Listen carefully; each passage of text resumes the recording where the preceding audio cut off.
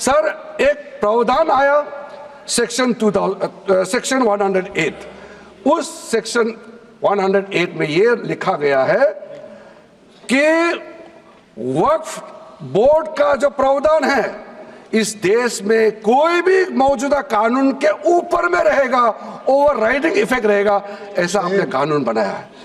इस देश में ऐसा कानून कैसे मंजूर कर सकते हैं अध्यक्ष महोदय जी?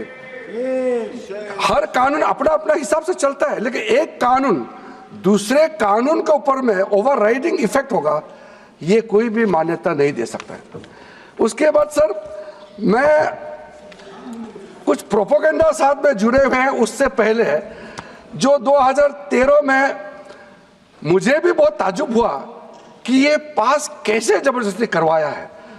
2013 में वक्फ पे यूजर जो आपने प्रावधान डाला, उसके बाद 1970 से एक केस चल रहा था दिल्ली के अंदर में।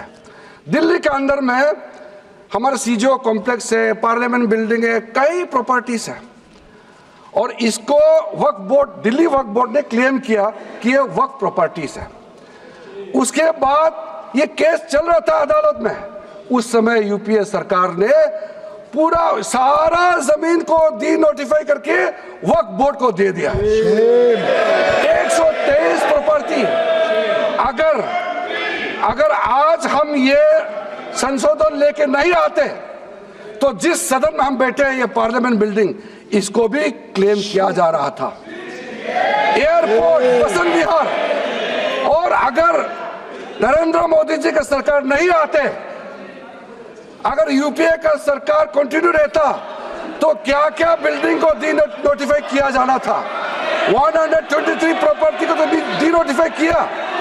मैं रिकॉर्ड में कह रहा हूं, अपने मन से कुछ नहीं कह रहा हूं, मैं ऑफिशियल रिकॉर्ड का बात बता रहा हूं। अध्यक्ष महोदय, आप काहे को उछल रहे हो? मैं अपने से थोड़ी बोल रहा हूं, जो हकीकत बात को बता रहा हूं।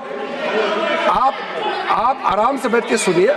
आपके दल को और आपको सबको बोलने का मौका मिलेगा। माननीय मंत्री जी,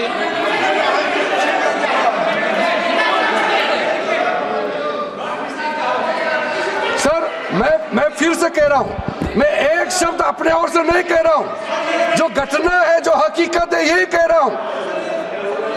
इसमें इनको इसमें इतना उछालने का, उत्तेजित होने का कोई मतलब ही नहीं है सर। अध्यक्ष महोदय,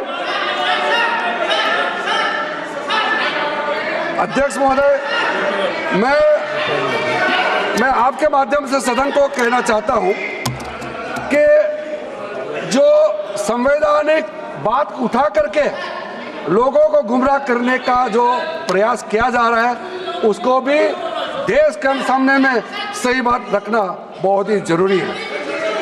एक बात बार बार इन लोगों ने कहा गया है कि ये जो वक्फ अमेंडमेंट बिल है, ये आर्टिकल 25, आर्टिकल 26, आर्टिकल 30 का उल्लंघन करता है करके इन्होंने इल्जाम लगाया। पढ़ चुका हूं, आप पढ़ लो। कभी भी डिबेट के बीच में पॉइंट ऑफ ऑर्डर नहीं होता है, व्यवस्था दे दी है, पठवाना कभी। माननीय मंत्री जी बोलिए। अध्यक्ष महोदय,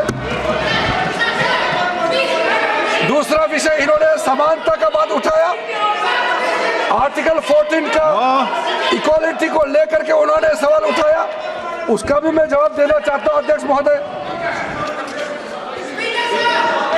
ये कोई तरीका नहीं है। माननीय अध्यक्ष की व्यवस्था अंतिम व्यवस्था होती है। बोलिए मंत्री जी, आप बोलते जाओ।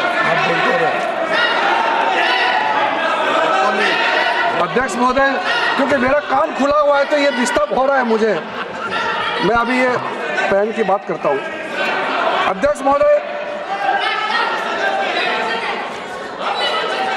महोदय, ये वक्फ बोर्ड का जो काम है, ये बेसिकली वक्फ प्रॉपर्टी को जो संभालने वाले मुतावली और जो वक्फ प्रॉपर्टी को व्यवस्था करते हैं, उसको संचालित करने के लिए ये गवर्नेंस का, सुपरविजन का एक प्रावधान है।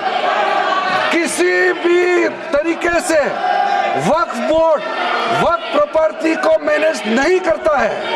वक्फ बोर्ड वक्फ प्रॉपर्टी मैनेजमेंट में हस्तक्षेप नहीं करता है। आप साफ साफ सुन लीजिए, अगर इसके पास तर्क नहीं है तो इस तरह यहाँ डिस्टर्ब करके बहस का स्तर को गिराने से कोई फायदा नहीं है सर, ये कोई तरीका नहीं है सर। बोलते जाओ सर वक्फ बोर्ड का क्रिएट करना, एक जो वाकिफ होता है, जो अपना विलिंगली वक्फ क्रिएट मैंने करता है। व्यवस्था दे दी है, आप जब समय हो तो बोले नो, प्लीज बैठिए, ये तरीका ठीक नहीं है आपका, बैठिए आप। नो, बैठिए माननीय मंत्री जी। सूची है 2013 की प्रॉपर्टी हाँ, है वो। मैं लाता निकाल बताना सूची मंगा के देते कहते भी